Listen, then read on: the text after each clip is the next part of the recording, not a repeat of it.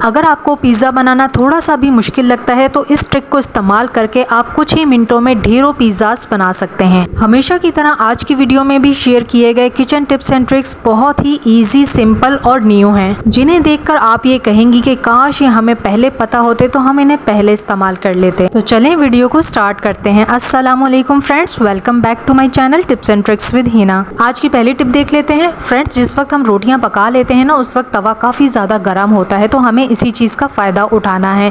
Breads हम सभी के घर में आती है, लेकिन इसका जो फर्स्ट और लास्ट पीस होता है ना, अक्सर वो वेस्ट जाता है। या आप ब्रेड की किनारियाँ अलग करते हैं तो आप उनका भी इस्तेमाल कर सकते हैं। बच्चे छोटे छोटे ब्रेड के पीसेस बचा देते हैं, आप उनका भी इस्तेमाल कर सकते हैं। तो आपने गरम तवे के ऊपर ये सारे पीसेस रख देने हैं और इनको आप क्रिस्पी कर लीजिए। गरम तवा है तो ये थोड़ी ही देर में क्रिस्पी हो जाएंगे।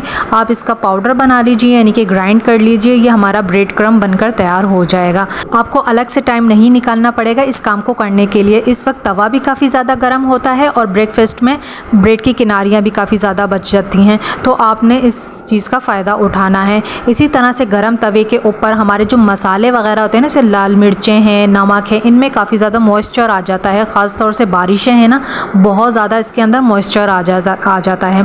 तो आपने गरम तवे के ऊपर अपने स्पाइसेस वगैरह जो है ना, आप इनको डाल दीजिए, तो ये फ्रेश हो जाएंगे, मॉइस्चर ख़त्म हो जाएगा और कीड़ा भी नहीं लगेगा। तो इस तरह से आपने गैस भी बचानी है और अपना टाइम भी बचाना है। अगली टिप देख लेते हैं जो कि बहुत ज़्यादा यूज़फुल है। तो यहाँ पर मेरे पास एक पुराना सा पिलो कवर है और काफ़ी ज़्यादा फैड हो गया है, इसको मैं यूज़ नहीं करती हूँ। तो आज बग़ैर स्टिचिंग के, बग़ैर काटा पीटी के मैं आपको बहुत ही आसान आइडिया देने वाली हूँ। तो यहाँ पर पिलो कवर को हमने ले लिया है और एक कैरी बैग लिया है बड़े साइज़ का, या आप पॉलीथिन का भी इस्तेमाल कर सकते हैं।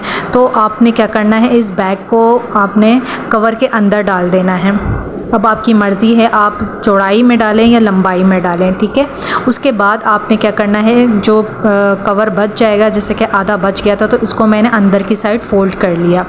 अब आप चाहें तो इस कवर का मुंह बंद करने के लिए हाथ की सुई से 3-4 टाँके लगा दीजिए, या फिर आप और ज़्यादा मजबूत बनाना चाहते हैं, रिलायबल बनाना चाहते हैं ना, तो 3-4 सिलाइयाँ लगा दें इस पर क्रॉस में। तो ये हमारा बहुत ही ज़बरदस्त सा फुट मैट बन जाएगा। या फिर चलें आपको एक और यूज़ बताती हूँ। हमारे जो बर्तन वगैरह होते हैं ना, हम इनको जब भी वॉश करते हैं तो टॉप काउंटर पर इसी तरह से रख देते हैं ताकि ये ड्राई हो जाए, पानी सारा इसका निकल जाए। लेकिन क्या होता है कि जो टॉप काउंटर है ना, वो बहुत ज़्यादा गीला हो जाता है और ना बर्तन फिर ड्राई नहीं होते हैं। काम यानी कि हमारा और ज़्यादा मज़ीद बढ़ता ही है। इस तरह का एक मैट बनाकर रख लीजिए और उसको आप यूज़ कर सकते हैं अपने टॉप काउंटर पर रख कर बर्तन सुखाने के लिए। जितना भी पानी वगैरह होगा ना, वो सारा ये मैट सोख लेगा, क्योंकि इसके अंदर हमने शीट लगाई है। तो उसका हमें क्या फ़ायदा होगा कि ये नीचे से गीला नहीं होगा। जितना भी पानी है ना, वो सारा कपड़े के ऊपर रहेगा। तो देखिए, इस कपड़े को यानी इस मैट को आप सुखा सकते हैं और नीचे से टॉप काउंटर जो है ना हमारा बिल्कुल ड्राई है। तो इस तरह से हमारा काम नहीं बढ़ेगा और हमारे जो बर्तन हैं वो भी जल्दी से सूख जाएंगे। अगला हैक देख लेते हैं। घर में इस्तेमाल होने वाले मिरर्स अक्सर बहुत ज़्यादा गंदे हो जाते हैं। ख़ास तौर से बाथरूम में लगा हुआ मिरर बहुत ज़्यादा गंदा हो जाता है। पानी और धूल मिट्टी के निशान उसके ऊपर बहुत ज़्यादा प्रोमिनेंट होना शुरू हो जाते हैं। या मिरर्स बहुत ज़्यादा पुराने हो गए हैं ना, तब भी उनके ऊपर जो धब्बे हैं ना, वो जाते नहीं हैं आसानी से। शीशे को इंस्टेंट क्लीन करने के लिए या शाइनिंग लाने के लिए आपने अपने किचन के मसालों में से नमक लेना है। बिल्कुल थोड़ा सा ही नमक आपने यूज़ करना है और उस पर आपने थोड़ा सा ही सफ़ेद सिरका डाल देना है। सॉफ्ट सा कपड़ा लेना है या कॉटन ले लीजिए, रगड़ना बिल्कुल भी नहीं है। हल्का हल्का सा जब आप साफ़ करेंगे ना, तो आप देखेंगे सारे धब्बे आसानी से रिमूव हो जाएंगे। उसके बाद या तो अखबार ले लीजिए या कोई सूखा हुआ कपड़ा ले लीजिए, अच्छी तरह से इसको पोंछ लीजिए और आप देखेंगे आपका शीशा बिल्कुल साफ़ हो जाएगा, चमक जाएगा, बेदाग हो जाएगा। घर में लगे शीशों को साफ़ करने का ये बहुत ही आसान तरीका है, ट्राई ज़रूर कीजिएगा। हमारी अगली टिप देख लेते हैं जो कि बहुत ज़्यादा यूज़फुल है। यहाँ पर मैंने 2-3 टेबल स्पून सरसों का तेल लिया है और 2 लौंग लेनी है आपने और उसको क्रश कर लेना है। लौंग की तासीर काफ़ी ज़्यादा गर्म होती है, इसलिए आपने ज़्यादा लौंगे नहीं लेनी है। 2 लौंगों को आपने क्रश करके इस तेल में मिला देना है और हल्की आंच पे थोड़ी देर के लिए आपने इस ऑयल को पका लेना है, गरम कर लेना है ताकि लौंग की तासीर इस ऑयल में आ जाए। अक्सर बच्चों को बहुत ज़्यादा खांसी होती है, सीना जकड़ा रहता है, पसलियाँ चलने लग जाती हैं, चेस्ट इन्फेक्शन हो जाता है। तो ऐसे बच्चों को आपने ये ऑयल उनके सीने पर लगाना है, पसलियों पर लगाना है, कान के पीछे लगा दीजिए, नाक बंद हो जाती है, हल्की सी नाक में आप इसका ड्रॉप भी डाल दीजिए। तो इस ऑयल के लगाने से बच्चों के चेस्ट इन्फेक्शन में बहुत ज़्यादा आराम मिलेगा, बहुत सुकून मिलेगा उन्हें। बहुत ठंडा या बहुत गर्म ऑयल नहीं लगाना है, नीम गर्म ऑयल आपने लगाना है। अगली टिप देख लेते हैं जो कि आपके बहुत ज़्यादा काम की है और आपने इसे बहुत ध्यान से देखना है। जब भी आप भिंडियाँ लेकर आते हैं ना पकाने के लिए, तो इसके डंठल को रिमूव करके हम फेंक देते हैं। फेंकना नहीं है, इसे आपने इस्तेमाल करना है। आप चाहें तो उस वक्त भी इस्तेमाल कर सकते हैं या फिर आप इसे 2-3 दिन बाद अगर इस्तेमाल करना चाहते हैं ना तो आप इनको फ्रीज़ कर दें, ये बिल्कुल भी ख़राब नहीं होंगी। और उसके बाद आपने क्या करना है, जब आप इसको इस्तेमाल करना हो ना, आपने एक छोटे से बर्तन में ये डंठल डालने हैं और आधा गिलास पानी डाल के इसे आप चूल्हे पर रख दीजिए। हल्की आंच पर आपने 10 से 15 मिनट इनको पकाना है। जब ये पकेंगे हल्की आंच पर तो इसका जितना भी जेल होता है ना, आपको पता है कि भिंडी के अंदर कितना ज़्यादा जेल होता है और ये हमारे लिए बहुत ज़्यादा फ़ायदेमंद होता है। तो आपने इसका जेल जो है ना वो निकाल लेना है, भिंडियों को आपने फेंक देना है। अब इसके 2 इस्तेमालात मैं आपके साथ शेयर करूं। पहला ये कि इस जेल को आप एक छोटी सी बॉटल में डालकर फ्रिज में स्टोर कर सकते हैं। ये हमारा नेचुरल हेयर सीरम बन गया। हमारे बाल जब हम कॉम्ब करते हैं वो बीच से टूट जाते हैं और वो छोटे छोटे से बाल टिंग करके आगे खड़े रहते हैं, जो बेबी हेयर्स होते हैं, तो वो बहुत ज़्यादा बुरे लगते हैं। तो आपने थोड़ा सा जेल अपने हाथ पर लेना है और हेयर्स पर फेर लेना है। इससे आपके बाल जो है ना वो स्मूथ हो जाएंगे और इतनी अच्छी सी शाइन आ जाएगी आपके बालों पर। और दूसरा यूज़ ये है कि इसके अंदर आप शैम्पू ऐड करके इससे आप अपने बालों को वॉश करें। बेहतरीन हेयर कंडीशनर बन जाएगा ये आपके बालों के लिए। आपके बाल स्ट्रेट हो जाएंगे, शाइन आ जाएगी और बहुत अच्छे से मैनेज होंगे। इसको भी आप बनाकर स्टोर कर सकते हैं, ये बिल्कुल भी ख़राब नहीं होगा, मैंने आजमाया हुआ है, तो ट्राई ज़रूर कीजिएगा। हमारी अगली किचन टिप देख लेते हैं जिससे आप सभी रिलेट करेंगे। अक्सर ऐसा होता है ना कि हम रोटियाँ पका रहे होते हैं या एक ही टाइम हम 2 चूल्हों पर काम कर रहे होते हैं, 2 काम कर रहे होते हैं, तो अक्सर ऐसा होता है कि तवा जो है ना वो बहुत ज़्यादा हीट अप हो जाता है, गर्म हो जाता है। ज़्यादा गर्म हो जाने की वजह से ना इस तवे के बीच में कालक सी आ जाती है। अगर आप ऐसे में फ़ौरन रोटी डालेंगे ना तो रोटी नीचे से ब्लैक हो जाती है, जो कि हमारी सेहत के लिए बहुत ज़्यादा नुकसानदेह होती है। तो आपने क्या करना है कि एक प्याज ले लेनी है और ऊपर वाला जो पार्ट होता है ना, जो कि वेस्ट ही जाता है, वो वाला पार्ट आपने थोड़ा सा निकाल लेना है।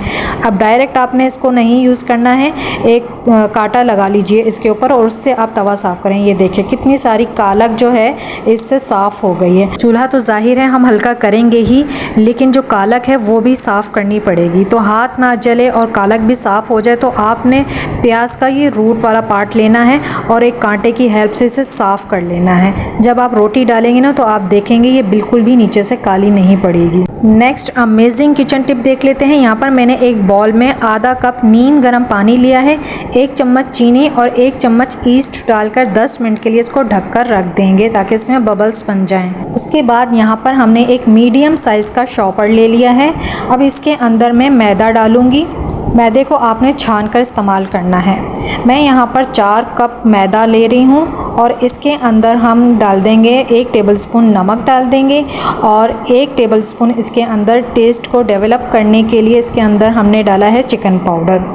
और जो ईस्ट हमने 10 मिनट के लिए रखी थी वो भी जब बबल्स आ जाएंगे तो उसको हम इसके अंदर डाल देंगे मैदे के अंदर। 3 टेबलस्पून इसके अंदर ऑयल डाला है। इन सारे इंग्रेडिएंट्स को डालने के बाद आपने इस पैकेट के अंदर हवा के साथ इसको ऊपर से मोड़ लेना है, बंद कर लेना है और नीचे हथेली रख के आपने इन सारे इंग्रेडिएंट्स को अच्छे से मिक्स करना है। 2-3 मिनट में ये अच्छे से मिक्स हो जाएंगे। उसके बाद आपने 1.5 कप पानी इसके अंदर थोड़ा थोड़ा करके डालना है, या 1 कप पानी में भी हो सकता है, ये आपका अच्छे से आटा गूंथ जाए। ये हमारी पिज़्ज़ा डो बहुत ही आसान तरीके के साथ मैं आपको बनाना सिखा रही हूँ। ना आपके हाथ गंदे होंगे और पिज़्ज़ा डो को मैनेज करना भी आपके लिए बहुत ज़्यादा आसान हो जाएगा। बहुत से लोग ऐसे हैं जिनसे पिज़्ज़ा की डो नहीं बन पाती है क्योंकि ये हाथों पर बहुत ज़्यादा चिपकती है। तो आपने इस तरह से शॉपर का इस्तेमाल करना है, हाथ को नीचे रख के मसलना है शॉपर को। और उसके बाद आपने इस तरह से प्रेस करना है ताकि इसके अंदर जो भी गुठली हो वो ख़त्म हो जाए। नीचे झड़केंगे आप इसको तो ये सारी नीचे की तरफ आ जाएगी डो। उसके बाद आपने इसके एक नॉट लगानी है और इसको 1 घंटे के लिए आपने राइस होने के लिए छोड़ देना है। शॉपर को इस्तेमाल करने का एक बहुत बड़ा फ़ायदा ये भी है कि ये बहुत जल्दी साइज़ में डबल हो जाएगी। आपको नज़र आती रहेगी कि ये कितनी ज़्यादा डबल हुई है या नहीं हुई है, कितना टाइम ले रही है। और दूसरा, आपको बार बार चेक करने की ज़रूरत नहीं पड़ेगी और आपके लिए इसको मैनेज करना यानी डो को बनाना बहुत ज़्यादा आसान हो जाएगा इस तरीके से। अब आप यकीनन सोच रहे होंगे कि इस डो को हम शॉपर से किस तरह निकालेंगे। तो आपने इसको नीचे झटकना है इस तरह से, ये सारी नीचे इकट्ठी हो जाएगी। उसके बाद आपने टॉप काउंटर के ऊपर थोड़ा सा ऑयल डाल के इसको ग्रीस कर लीजिए या फिर आप मैदा छिड़क दीजिए। शॉपर को उल्टा करें जिस तरह से मैं कर रही हूँ और इस सारी डो को आपने उस ऑयल के ऊपर या आपने मैदा डाला है तो उसके ऊपर डाल दीजिए ताकि ये चिपके ना। और ये देखें शॉपर बिल्कुल साफ़ है, बिल्कुल डो ज़ाया नहीं हुई हमारी। हाथ को ग्रीस करें और उसके बाद इसको मिक्स करें, मिक्स कर लीजिए ताकि सारे बबल्स ख़त्म हो जाएं। डस्ट डालते जाएं और उसके बाद आप पेड़े बना लें। ये मैंने एक बड़े साइज़ का पिज़्ज़ा बनाया था तवे पर। अब मैं यहाँ पर पीटा ब्रेड बना रही हूँ ताकि बच्चों को लंच बॉक्स में मिनी पिज़्ज़ा बनाकर दे सकूँ। ये भी मैंने तवे पर ही बनाई है। तवे को गर्म कर लिया था, ब्रेड को मैंने पतला सा बेला है और तवे पर डाल दिया है 2 से 3 मिनट के लिए। ढक देंगे, ढकने से ये डबल हो जाएगी साइज़ में, हल्का सा कलर आ जाएगा। आपने इसको पूरा नहीं पकाना है, दोनों साइड से आपने 2-2 मिनट के लिए पका लेना है क्योंकि जब हम इसके अंदर बाकी चीज़ें लगाएंगे पिज़्ज़ा की तो जब भी ये हल्की सी पकेगी। तो आपने इसको पूरा नहीं पकाना है। इस तरह से पीटा ब्रेड बना लीजिए तवा पर और इसको शॉपर में डालें और इसको फ्रीज़ कर दें। जब भी आपको चाहिए हो तो आप बच्चों को ये पिज़्ज़ा बना कर सकते हैं। ये मेरा आइडिया है डो बनाने का, पिज़्ज़ा बनाने का। आपको कैसा लगा आप भी ज़रूर ट्राई कीजिएगा, आपके लिए भी बहुत ज़्यादा आसान हो जाएगा पिज़्ज़ा बनाना। वीडियो को लाइक कीजिएगा, चैनल को सब्सक्राइब कीजिएगा। अल्लाह हाफिज़।